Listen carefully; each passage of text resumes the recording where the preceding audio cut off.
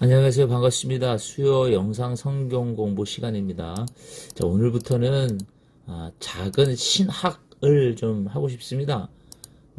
대단한 어떤 학문의 체계는 아니지만 신앙과 신학은 분명히 차이가 있죠.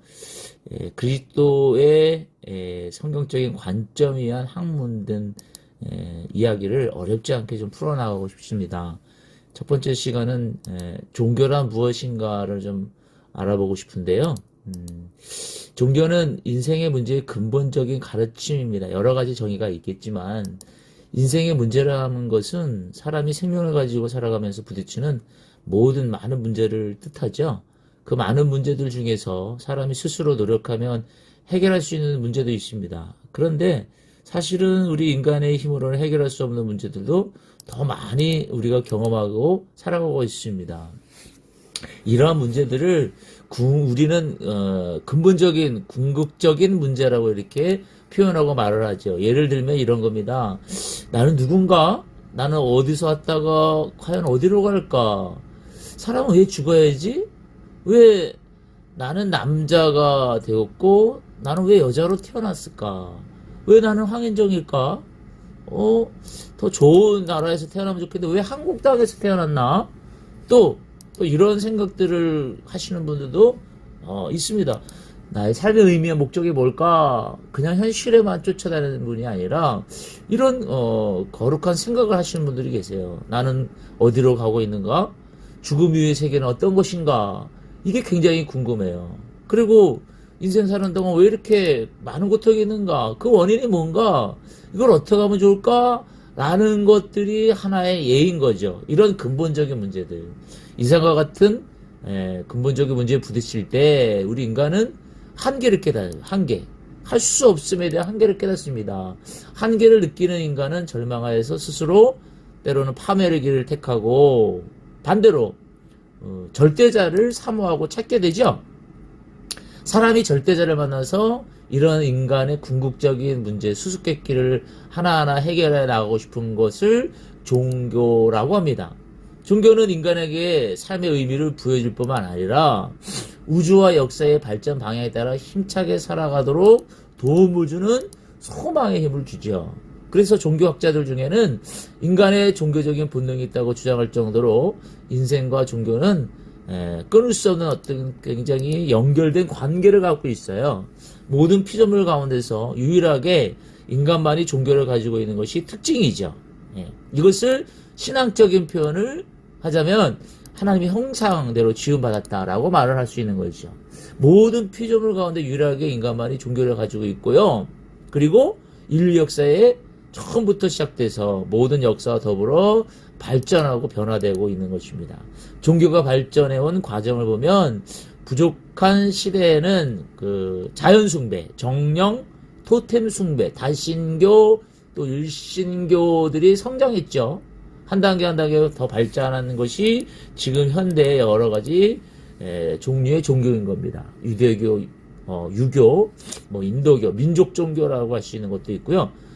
그 더 커진 형태가 이제 세계적인 종교로 커갔습니다. 그게 바로 기독교, 불교, 또 회교, 이런 등의 종류들이 다양하게 지금 현재의 큰 세계적인 종교라고 할 수가 있는 것입니다. 그래서 종교는 인류 역사에 간접적으로 직접적으로 영향을 많이 끼쳐왔죠. 반드시 문명을 만드는데 필요한 어떤 필요한 어떤 불가불 관계가 있고요. 그리고 유대교가 히브리 문명을 만들어냈듯이 기독교가 서구에 지금 발달된 문명을 갖고 있고요. 불교가 불교 문명을 문화를 만들고 또 힌두교는 인도 문명을 또 회교는 이슬람 문명을 세상에 많은 사람들이 알고 이렇게 확장되도록 했죠. 어쨌든 어떤 종교는 생명이 길고 세계인들에게 널리 확산되었으나 또 어떤 종교는 있었나 하고 단명하고 없어지기도 합니다. 또 어떤 종교가 인류에게 유익을 줄 때 흥하고 또 교리적으로 편협하고 윤리적으로 반사회적이나 그 어떤 영향을 주지 못할 때는 쇠퇴해버리는 경우도 많이 보게 되는 것입니다. 세계 만민에게 유익한 종교가 무엇인가를 분별하는 것도 되게 중요한 것이죠. 우리는 그것을 기독교다 이렇게 믿고 신앙하는 사람들인 것입니다. 일반적인 기준으로 종교의 구성을 요건을 찾아본다면 첫 번째 창시자가 있어요. 그리고 두 번째로는 경전, 교리가 되는 경전이 반드시 따릅니다. 그리고 세 번째로는 그 대상을 믿는 신도들의 모임 공동체가 있는 것이죠. 그죠?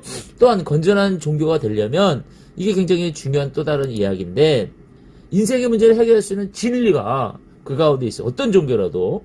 그러므로 인생의 문제를 해결하기는커녕 오히려 혼란에 빠지게 하고 고통의 짐을 무겁게 하는 사이비 종교도 속속하게 이렇게 생기게 되는 거죠. 또 건전한 종교가 되려면 두 번째로 인류의 이상적인 사회를 건설하는데 큰 이바지 영향력을 끼쳐야 된다는 겁니다. 자유와 평등과 평화와 정의가 실현되고 인류 공존의 공영의 평화 세계를 이루는 어떤 엄청난 말인 것 같지만 어떤 비전을 제시해야 되는 거죠. 또 마지막 세 번째로 건전한 종교를 한다면 사람이 사람다워지고 사람답게 살 수 있도록 가르치고 또 윤리 도덕적으로 훈계하고 그런 능력을 향상시키는 것이 건전한 종교라고 할 수가 있는 거죠. 그거를 우리는 예수 그리스도를 통해서 많이 가능하다라는 것이 우리 기독교인들의 주장인 것이죠. 인류 역사 속에서 종교적 교리 때문에 전쟁도 일어났어요. 종교전쟁. 음란과 태폐를 조정한 반사회적이고 반윤리적인 종교들도 많았어요. 그런 경건하지 못한 종교가 개인과 나라를 망친 사례들을 우리는 역사를 통해서 많이 발견하게 되잖아요. 특별히 사이비 종교라고 규정짓는 거짓 종교들은 지금도 아직도 독보적처럼 살아있고요. 극성을 부립니다. 수많은 사람들을 가정이 파괴되고 결국엔 사라지게 되고 많은 이슈를 만들어내게 되죠. 그래서 참된 종교는 인간의 근본 문제를 해결해서 행복한 생활하도록 할 뿐만 아니라 인류 역사 발전에 크게 공헌할 수 있기 때문에 수천 년 동안 계속 발전하고 확산되어 갑니다. 지금 사람에게 가장 유익을 주는 종교가 무엇일까요? 영원한 생명을 가능하게 하는 종교가 무엇일까요? 불교도 있고 유교도 있고 힌두교도 있고 기독교도 있습니다.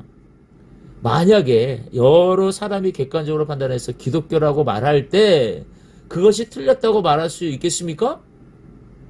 기독교에는 참 생명이 있다면 그 진리가 과연 무엇일까요? 이 신학 공부를 통해서 여러분들이 진짜 기독교만이 참된 진리의 종교구나 라는 것을 이미 여러분들이 믿지만 신학으로 믿지만 학문적으로도 체계를 잡는 그런 과정이 되기를 오늘 첫걸음을 내딛어 봅니다. 어렵지 않으셨으면 좋겠어요. 샬롬.